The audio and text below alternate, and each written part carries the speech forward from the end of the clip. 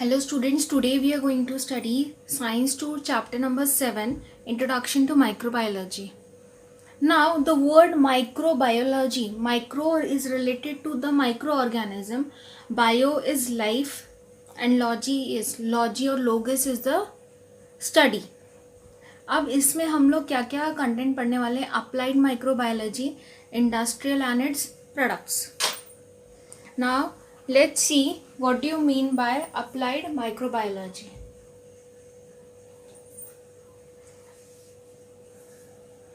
अभी यहाँ पे क्या बोला है कि कौन से माइक्रोब्स हमारे लिए काफ़ी ज़्यादा यूज़फुल हैं और कौन से प्रोडक्ट्स हम लोग बना सकते हैं. तो माइक्रोब ज़्यादातर हम लोग यूज़ करते हैं fungus, east is the best example, and bacteria जो हम लोग डे टू डे लाइफ में दही या योगर्ट जो भी कंज्यूम करते हैं वो माइक्रोब के एक्शन के वजह से ही आता है. अब यहाँ पे क्या पूछा गया है कि what different product can be produce with the help of microbes. तो कौन कौन से डिफरेंट प्रोडक्ट आप यूज़ कर सकते हो माइक्रोब यूज़ करके. दैट इज़ चीज़ जो कि उसमें भी फंगी का यूज़ होता है, योगर्ट, प्रोबायोटिक ड्रिंक, ये सारी चीज़ें बनती हैं आपके. वाइन बनता है, देन अल्कोहल में भी फर्मेंटेशन प्रोसेस होता है. तो ये सारी चीज़ें आप देखते हो कि ऐसे सारे इंडस्ट्रियल प्रोडक्ट्स अब उसके बारे में और भी आगे आप देखने वाले हो. Let's see the first part that is applied microbiology.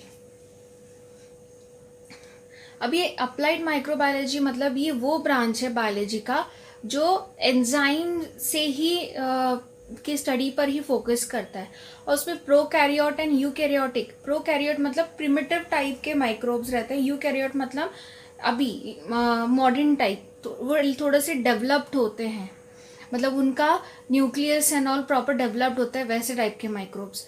Protein हुआ, इसमें अप्लाइड जेनेटिक्स भी होता है, मॉलिकुलर बायोलॉजी, ये सारी चीज़ें आपके अप्लाइड माइक्रोबायोलॉजी या माइक्रोबायोलॉजी के ब्रांचेस है. तो ये सारी चीज़ें उसमें परफॉर्म किया गया है, उसको बोलोगे आप अप्लाइड माइक्रोबायोलॉजी. ये यूज़ क्यों होता है? बिकॉज सोसाइटी के और काफ़ी सारे मेजरली फूड प्रोडक्ट्स या मेडिसिन के लिए, तो उनका प्रोडक्शन इंडस्ट्रियल सबसे ज़्यादा इंडस्ट्रीज़ में यूज़ होता है. और ये सारी चीज़ें कैसे बनती है? With the help of the micro organism. Next देखते हैं what do you mean by industrial microbiology. It is nothing but the science related to commercial. अभी हम लोग अगर कोई चीज़ कमर्शियली कर रहे हैं तो वो इंडस्ट्रियल होगा, और यहाँ पे हम लोग माइक्रोबायोलॉजी यूज़ कर रहे हैं, application of microbiology in industry, तो वो कमर्शियल यूज़ के लिए हो गया तो वो उसको इंडस्ट्रियल माइक्रोबायोलॉजी बोलेंगे. और इसमें बहुत से social and environment related, economic, social, environment related process होते हैं. तो काफ़ी ज़्यादा हम लोगों को प्रोडक्ट्स जो क्या क्या मिलेंगे वो भी आगे हम लोग पढ़ने वाले हैं. अब इसके मेन फीचर्स क्या क्या है? फर्मेंटेशन प्रोसेस से हम लोग को क्या क्या मिलता है स्टूडेंट्स? ब्रेड, चीज़, वाइन, कुछ केमिकल्स के रॉ मटेरियल मिलते हैं, एंजाइम, न्यूट्रिएंट, मेडिसिन्स भी बनते हैं फर्मेंटेशन प्रोसेस से. यूज़ ऑफ माइक्रोब्स इसके लिए भी होता है, garbage management and pollution control के लिए. उसके बारे में हम लोग डिटेल में आगे है टॉपिक, वो पढ़ेंगे. नाउ देखते हैं कि प्रोडक्ट कौन कौन से बनते हैं आपके इंडस्ट्रियल माइक्रोबायोलॉजी में. पहला आता है आपका डेयरी प्रोडक्ट्स. तो डेयरी प्रोडक्ट्स में बच्चों क्या क्या होता है कि काफ़ी सालों से आप देखते हो कि हम लोग कुछ नहीं तो घर में ही क्रीम बना लेते हैं, या फिर मिल्क को बॉईल किया, थोड़ा सा कूल डाउन किया, क्रीम मिल गया आपको. उसी में अगर हम लोग थोड़ा सा अमाउंट ऑफ कर्ड डाल दिया तो आपको फिर कर्ड मिल गया बना बनाया घर पे. दूध फट जाता है तो वो आपको कॉटेज चीज़ या तो फिर पनीर जो बोलते हैं वो आपको मिल जाता है. ये सब बेसिक चीज़ें, बट ये फिर धीरे धीरे इंडस्ट्रियली बनने लग गई. चीज़, बटर, ये सारी चीज़ें भी हम लोग सॉल्टी बटर भी घर पे बना सकते हैं, एंड क्लैरिफाइड मतलब घी भी घर पर बनाते हैं. देन चीज़ भी घर पर बनता था. अभी यहाँ पे एग्जांपल दिया है चीज़, बटर, क्रीम, केफिर, योगर्ट. अब यहाँ पे बाकी सब तो आप जानते ही हो. केफिर मतलब एक स्पेशल ड्रिंक होता है वो मिल्क का जो फर्मेंट करके बनता है. अभी इसमें बेसिकली क्या होता है, वाटर कंटेंट और एसिडिटी जब मिल्क की चेंज होने लगती है तो वो उसका टेक्सचर, टेस्ट, फ्लेवर थोड़ा सा चेंजेस होने लगता है, तब ये पर्टिकुलर प्रोडक्ट्स बनते हैं। और ये काफ़ी ज़्यादा इंडस्ट्री में लार्ज स्केल में किया जाता है, बहुत उसके स्किल्स होते हैं, क्योंकि हम लोग देखते हैं आजकल फ्लेवर्ड हम लोगों को दही भी मिलता है, flavoured curd, flavoured yoghurt, probiotic drink, example Yakult वगैरह भी आपने कभी ना कभी कंज्यूम किया होगा, या जर्मन योगर्ट करके भी आते हैं चीज़ें। देन अभी मोस्ट ऑफ जो भी मिल्क प्रोडक्ट्स है उसमें बैक्टीरिया जो मिल्क का होता है वही काम में आता है। सिर्फ कुछ कभी टेम्परेचर चेंज के वजह से या कुछ इंटरफेरेंस के वजह से हम लोगों ने खुद देखा है कि वो जैसे कि पनीर बन जाता है अगर कुछ सार चीज़ें उसमें चले गई तो। देन कर्ड भी बैक्टीरिया जो मिल्क में ही प्रेजेंट है उसी से बनता है वो।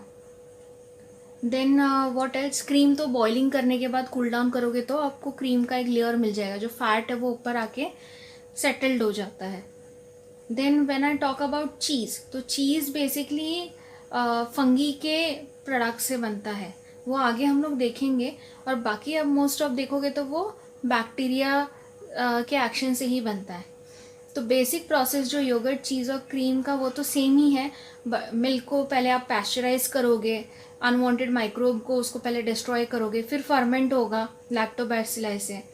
और इसमें क्या होता है, लैक्टो शुगर जो मिल्क में रहता है वो कन्वर्ट होता है लैक्टिक एसिड में, और फिर जो मिल्क के प्रोटीन से वो कोएगुलेट होते हैं, मतलब जम जाते हैं लैक्टिक एसिड की वजह से, तो अकॉर्डिंगली उसका टेस्ट एंड फ्लेवर अलग हो जाता है। पनीर देखोगे तो बहुत क्रीमी एंड चूई टाइप रहेगा, compare to your curd is bit sour and sweet when it is fresh. फिर धीरे धीरे उसका सारनेस बढ़ता है। अभी जैसे अगर बटर का जो बटरी फ्लेवर है वो जो डाई एसिटाइल प्रोड्यूस होता है उस प्रोसेस में बनने के बाद, तो डाई एसिटाइल केमिकल जो फॉर्म होता है because of this action of bacteria and all, उसके वजह वो बटरी फ्लेवर का शो करता है। Now next, yoghurt products. Yoghurt एक मिल्क प्रोडक्ट है जो लैक्टोबैसिलाई जो इनोक्यूलेंट फॉर्म में रहता है, वो क्यों यूज़ करते हैं ताकि वो जो मिल्क प्रोटीन कंटेंट है मिल्क का वो एज इट इज़ रहेगा। तो कंडेंस मिल्क पाउडर को मिक्स करते हैं मिल्क के साथ फर्मेंट होने के लिए इंडस्ट्रीज़ में, ताकि वो योगर्ट दे। तो मिल्क को बॉईल करते हैं, एक बार वो कूल होके जब वार्म टेम्परेचर पे आता है, हल्का सा गर्म रहेगा, तो बैक्टीरियल स्ट्रेन्स जो कि स्ट्रेप्टोकोकस, थर्मोफाइलस एंड लैक्टोबैसिलस डेल्ब्रू की, ये दोनों को ऐड किया जाता है 1:1 के रेशियो में। लैक्टिक एसिड जो भी फॉर्म होता है स्ट्रेप्टोकोकस के वजह से, वो क्या करता है, प्रोटीन को एकदम जेली जेली टाइप बना लेता है, ताकि आप देखते हो ना योगर्ट कैसे जेल टाइप सेटल्ड हो जाता है। एसिल्डिहाइड कंपाउंड जो रहते हैं वो बनते हैं अल्टीमेटली लैक्टोबैसिलाई के वजह से, वो एक पर्टिकुलर टेस्ट देते हैं योगर्ट को। अभी योगर्ट को भी काफ़ी ज़्यादा फ्रूट जूस के साथ मिक्स करते हैं ताकि फ्लेवर, जैसे कि स्ट्रॉबेरी योगर्ट, बनाना योगर्ट भी मिलता है। तो ये सब के वजह से शेल्फ लाइफ जो है, जल्दी वो ख़राब नहीं होता है योगर्ट, उसकी वो शेल्फ लाइफ बढ़ जाती है। और प्रोबायोटिक प्रॉपर्टीज़ हमारे इंटेस्टाइन के लिए भी काफ़ी, डाइजेशन एंड ऑल के लिए भी काफ़ी ज़्यादा अच्छा होता है वो। और उसको और इम्प्रूव कैसे कर सकते हैं, पैस्चराइजेशन से। पैस्चराइजेशन स्टूडेंट्स आप लोगों ने 8th स्टैंडर्ड में भी ऑलरेडी पढ़ा हुआ है। Now let's see the next one, butter. दो टाइप का बटर बनता है, स्वीट क्रीम का and sweet cream and cultured, ये सबसे ज़्यादा चाहिए होता है। तो माइक्रोब्स जो यूज़ करते हैं वो बहुत सारे वेराइटीज़ के रहते हैं। सॉल्टी बटर कॉमनली यूज़ क्या करते हैं, salty butter and cream butter use करते हैं, unsalted one. Now let's see the cheese production. Cheese काफ़ी ज़्यादा अमाउंट में प्रोड्यूस किया जाता है, जो भी काउ मिल्क से यूजुअली बनता है। कुछ जगह पे बफेलो मिल्क या goat, camel milk, depending upon the areas, वो उससे भी चीज़ बनाते हैं।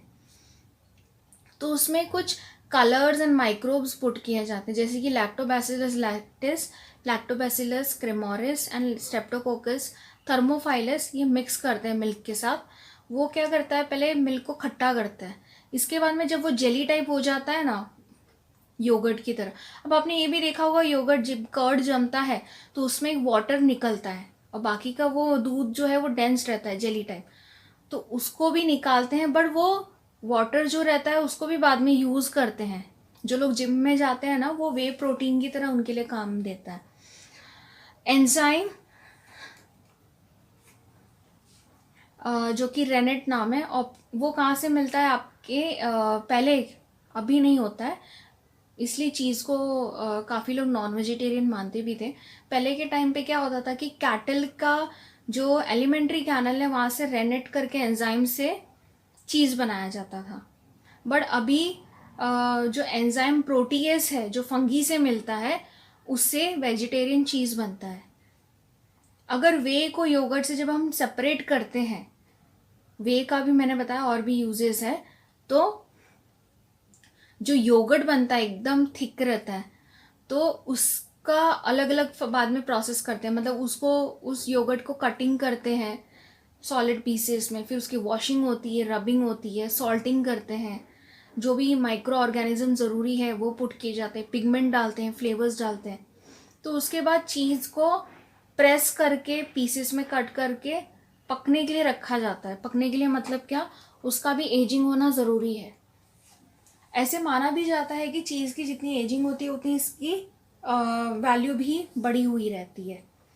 अभी मैं बता दूं, इंडस्ट्रियल प्रोडक्शन जो होता है मिल्क प्रोडक्ट्स का, वहाँ पे स्ट्रिक्ट क्लीनलीनेस एंड स्टरलाइजेशन बहुत ज़रूरी है, बिकॉज वो बैक्टीरिया, अगर हम बाहर से आ रहे हैं, अगर हमारे बॉडी पे वायरसेस हैं तो वो बैक्टीरिया इजीली अटैक हो जाते हैं और हम लोगों को वो डिज़ायर्ड प्रोडक्ट मिलने के चांसेस कम होते हैं, इसलिए स्टरलाइजेशन बहुत ज़रूरी है। इसलिए वायरस रेजिस्टेंस वैरायटी की जो बैक्टीरिया होते हैं वो काफ़ी ज़्यादा डेवलप हुआ है। अभी तो म्यूटेंट मतलब क्या, genetically modified varieties of bacteria भी इंक्रीज़ करते हैं, मतलब वो भी उसका यूज़ भी इंक्रीज़ हो गया है।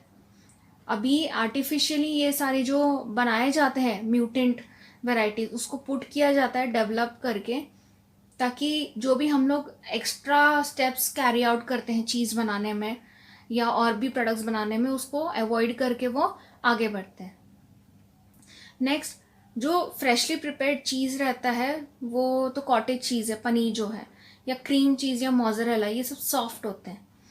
उसको 3 to 12 मंथ्स जब आप स्टोर करोगे तो शेडार चीज़ बनेगा, सेमी हार्ड रहता है थोड़ा, और आप 1 साल से 18 मंथ तक अगर रखोगे तो वो पार्मेजान चीज़ और भी वो क्या रहेगा, वो एकदम हार्ड रहेगा। So these are the thing, और वो उतने ही ज़्यादा एक्सपेंसिव भी होते हैं to bye.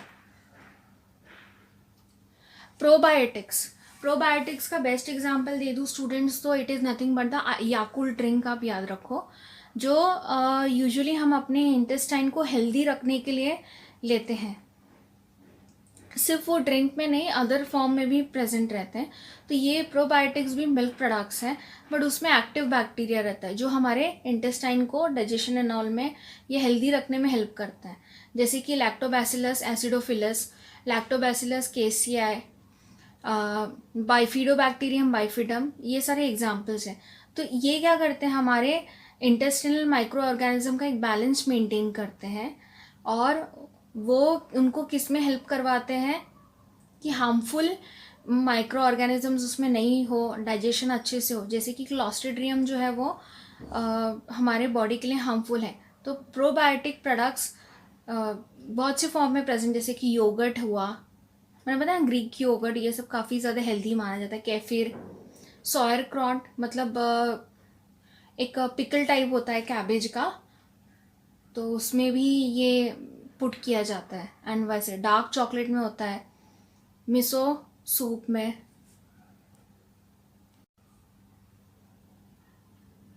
Then pickles, oils में, कॉर्न सिरप में, आर्टिफिशियल स्वीटनर्स में, माइक्रो ऑल्गे में जैसे कि स्पाइरुलिना, क्लोरेला, ब्लू ग्रीन अलगे, ये यूजुअली सुशीज एंड ऑल के साथ कंज्यूम किया जाता है, तो वो स्टोर्ड रहता है ऑलरेडी, तो उसको मतलब प्रिजर्व करने के लिए ये सारी चीज़ें यूज़ की जाती है। नाउ प्रोबायोटिक का इतना ज़रूरी क्यों है, वो इतना उसके प्रोडक्ट्स को इम्पोर्टेंस क्यों मिलता है? तो ये बेसिकली जो यूज़फुल माइक्रोब्स हैं उनकी कॉलोनीज मतलब ग्रुप से बनाए जाते हैं, जो कि हमारे एलिमेंट्री कैनल एंड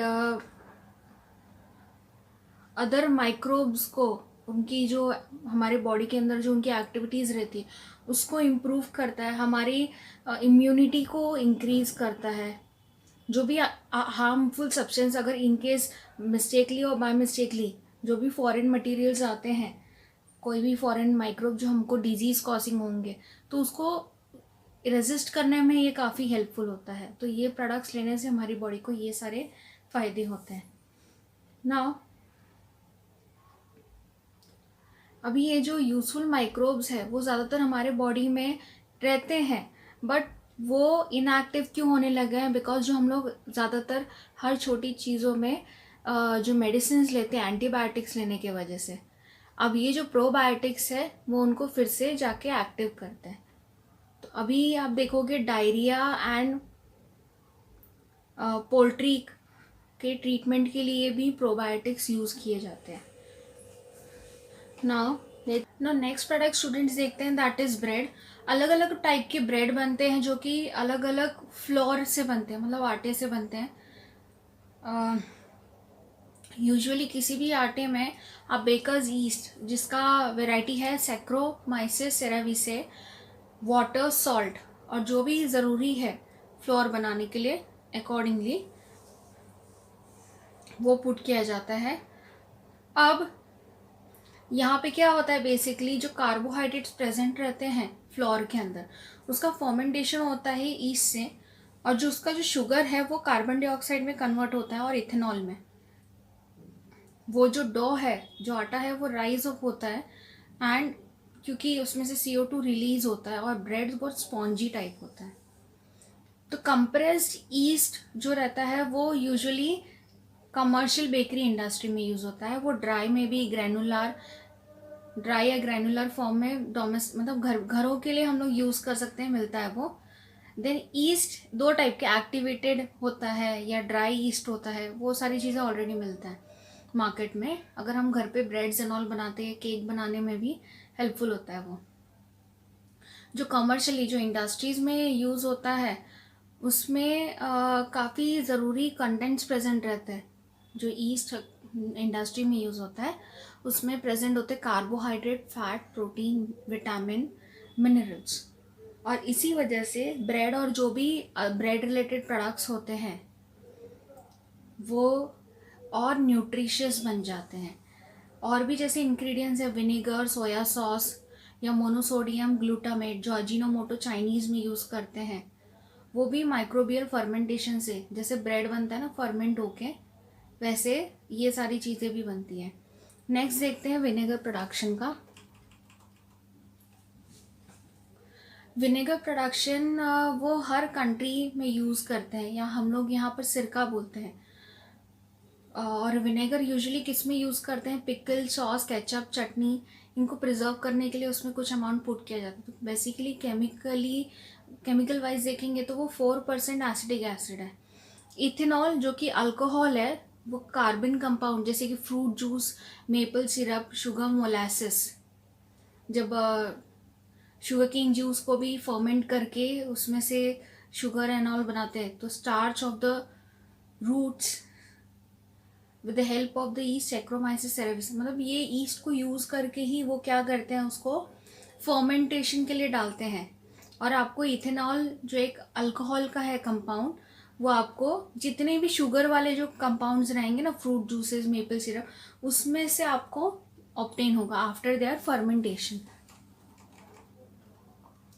अभी क्या बोला है कि बैक्टीरियल स्ट्रेन्स कुछ है, जैसे कि एसिटोबैक्टर, ग्लूकानोबैक्टर, उसको इथेनॉल के साथ मिक्स किया जाता है माइक्रोबियल डिग्रेडेशन के लिए।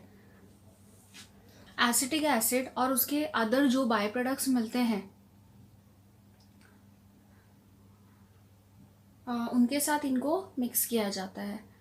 आई एम सॉरी, इनको जब माइक्रोबियल डिग्रेडेशन करते हैं तो बाय प्रोडक्ट के तौर पे क्या मिलता है आपको, एसिटिक एसिड। और फिर बाद में एसिटिक एसिड को रेयर फ्रैक्शन वाले मेथड से सेपरेट किया जाता है। फिर एसिटिक एसिड को ब्लीच करते हैं पोटेशियम फेरोसाइनाइड में, और उसको पैस्चराइज करके फाइनली उसमें से जो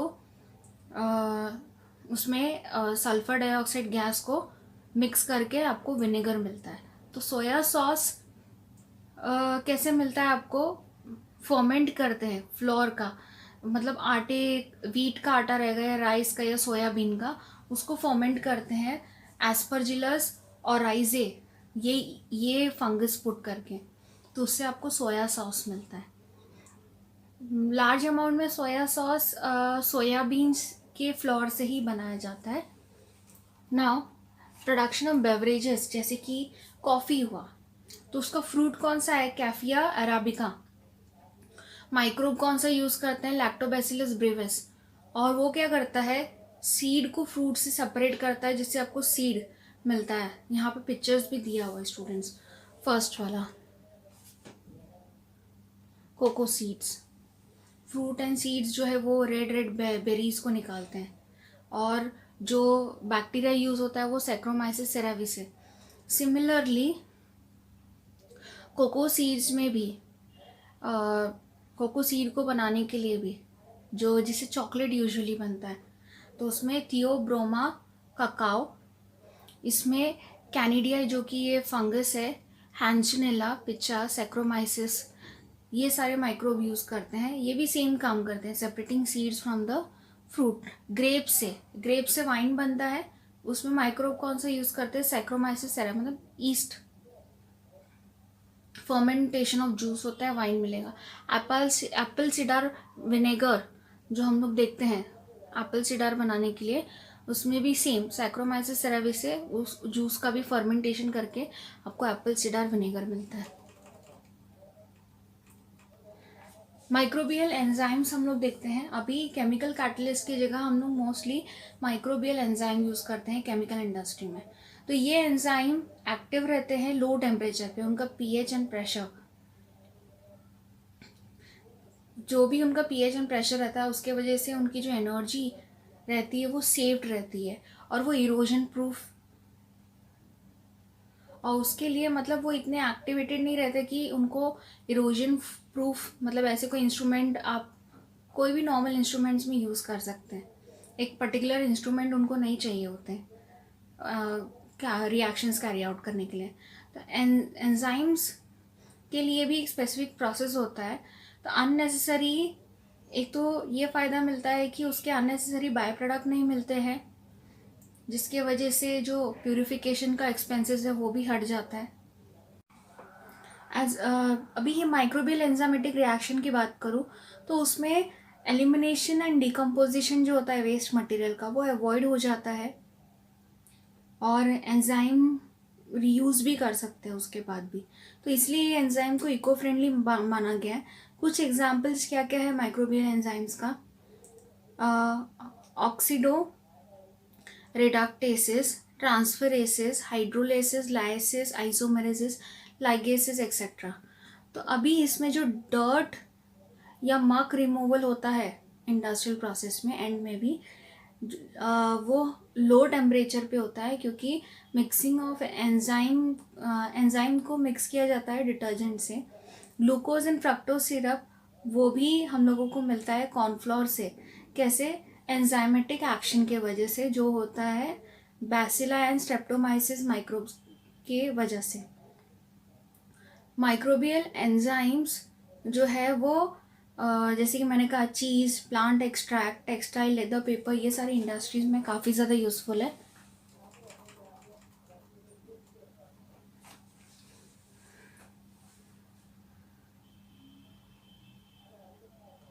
अभी स्टूडेंट्स यहाँ पे हम लोग क्या देखने वाले हैं कि ऑर्गेनिक एसिड जो अलग अलग कमर्शियल प्रोडक्ट में यूज़ करते हैं, और वो कैसे बनते हैं कैसे नहीं, वो भी आगे हम लोग देखेंगे।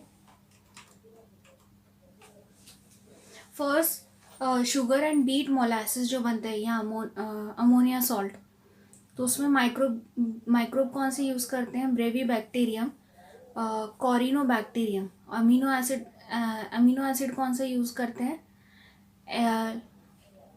L glutamic acid. और यूज़ क्या होता है? अजीनोमोटो बनाने के लिए। शुगर मोलासिस और सॉल्ट, उसमें माइक्रोब यूज़ करते हैं Aspergillus niger. Amino acid citric acid डालते हैं और उससे क्या बनता है आपके ड्रिंक्स, टॉफ़ी, चॉकलेट प्रोडक्शन में। ग्लूकोज कॉर्न स्टीप लिकर, इसमें भी माइक्रोब एस्परजिलस नाइजर यूज़ करते हैं और ग्लूकोनिक एसिड डालते हैं।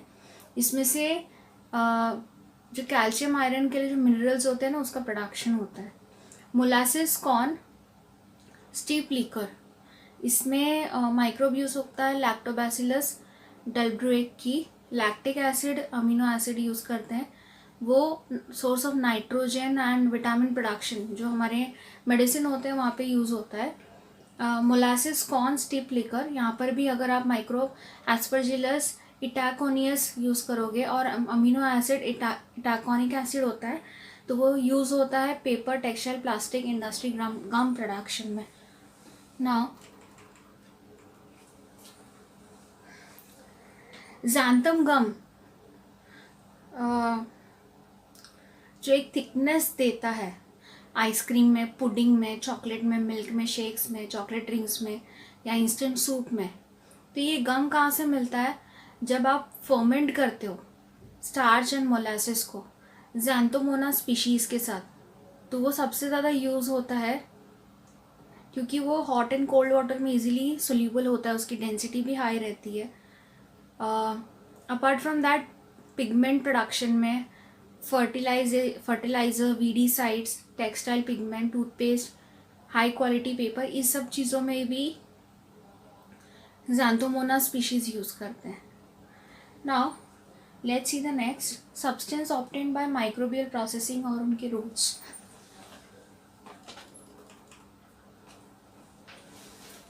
Citric, malic and lactic acid acidity बढ़ाने के लिए। ग्लूटामिक एसिड, लाइसिन और ट्रिप्टोफैन प्रोटीन बाइंडिंग के लिए। Nisin and natamycin microbial restrictor.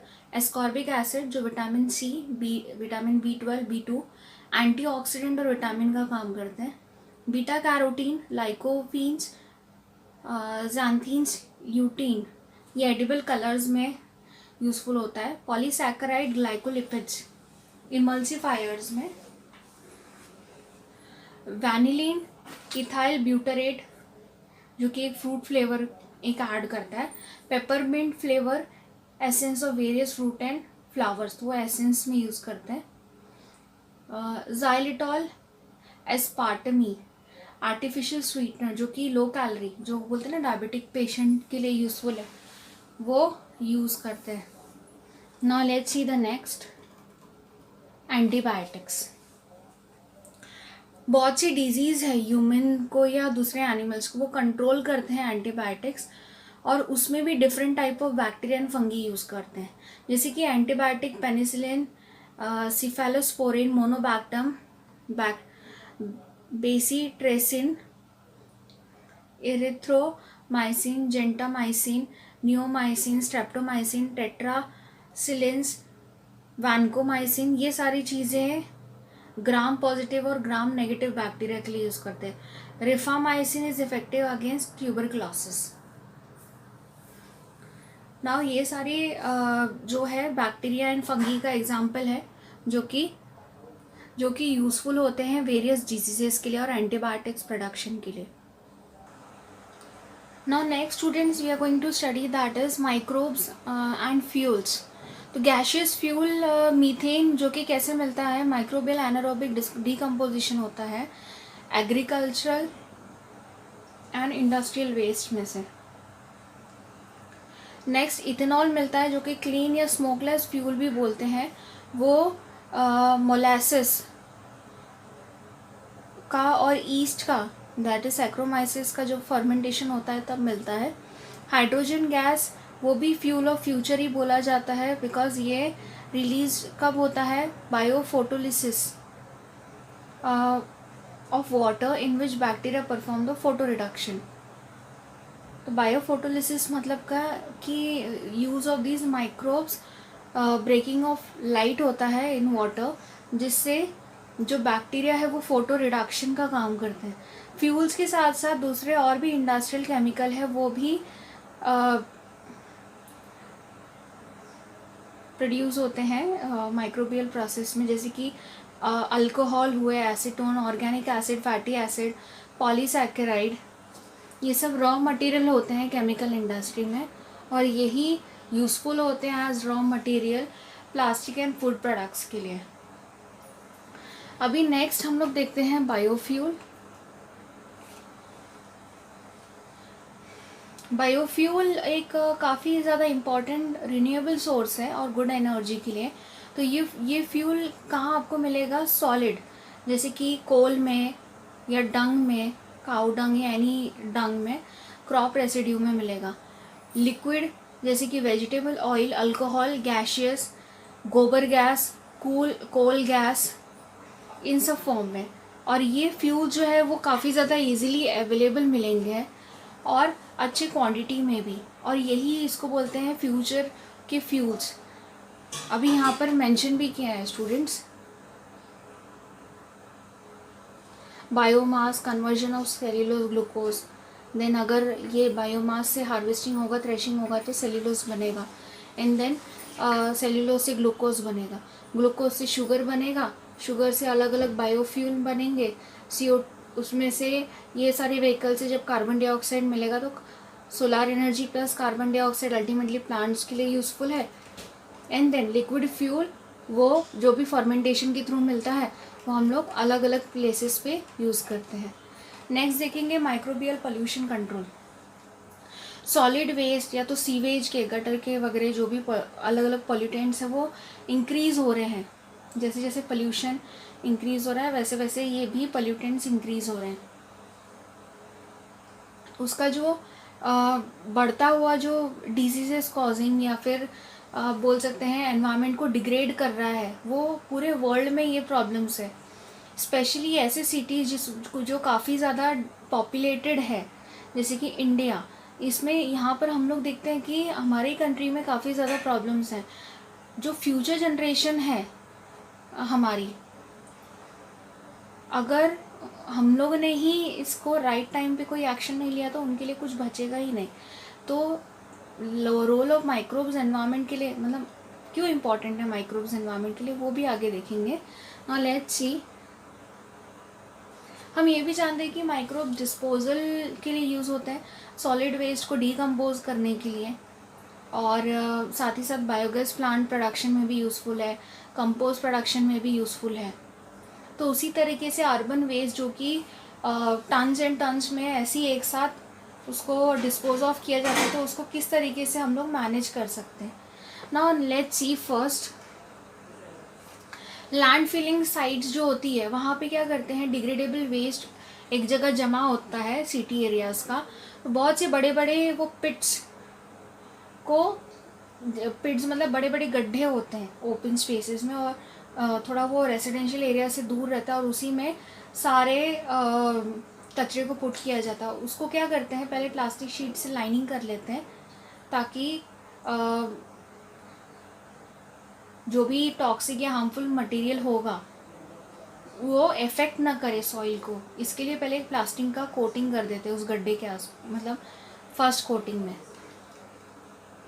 तो यहाँ पर मॉडर्न लैंडफिल साइट कैसा किया गया है, वही कि एक वेल किया जाता है कि ग्राउंड वाटर लेवल को पता करने के लिए गार्बेज सारा पुट किया जाता है, मीथेन गैस उसमें से निकलता है, देन सॉइल को कवर कर दिया जाता है कम्प्लीटली कचरे को डाल के, देन सीवेज का उसका भी प्रोसेसिंग किया जाता है, क्लीन थोड़ा सा वाटर क्लीन जो है वो रिलीज़ किया जा सके। देन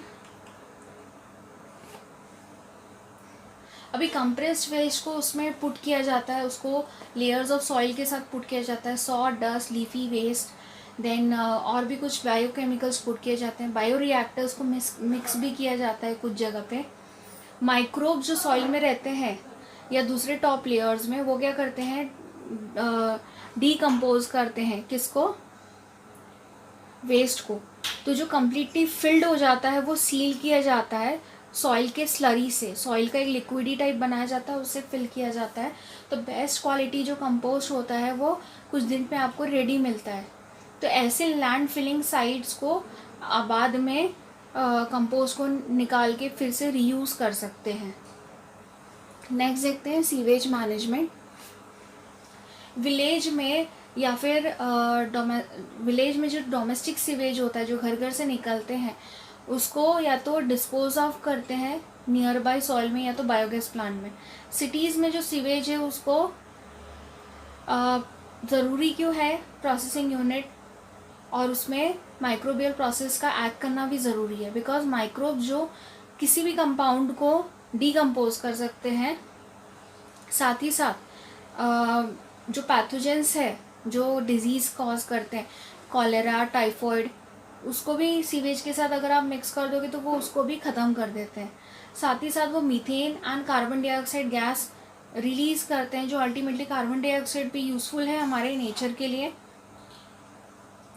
और कार्बन डाइऑक्साइड कैसे मिलता है, उसमें जो भी कार्बन कंपाउंड्स रहते हैं उसका डीकम्पोजिशन की वजह से।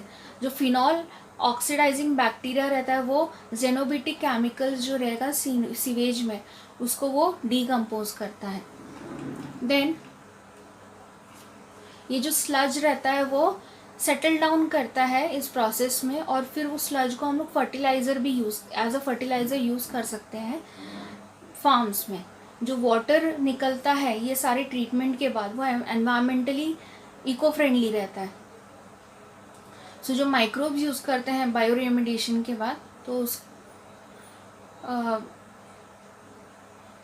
वो बेसिकली किस लिए यूज़ कर सकते हैं, बायो रेमेडिएशन ऑफ एनवायरनमेंट। जो सीवेज की वजह से जो भी पोल्यूशन कर रहा है उसको वो प्रोटेक्ट करने के लिए यूज़ कर सकते हैं। Then clean technology. Human being ने काफ़ी ज़्यादा प्रोग्रेस किया है टेक्नोलॉजी में, इसलिए एनवायरमेंटल पोल्यूशन वो भी काफ़ी ज़्यादा बढ़ते गया है सेम स्पीड से। तो बहुत सी अलग अलग तरीके हैं air, soil and water pollution को कंट्रोल में लाने के लिए।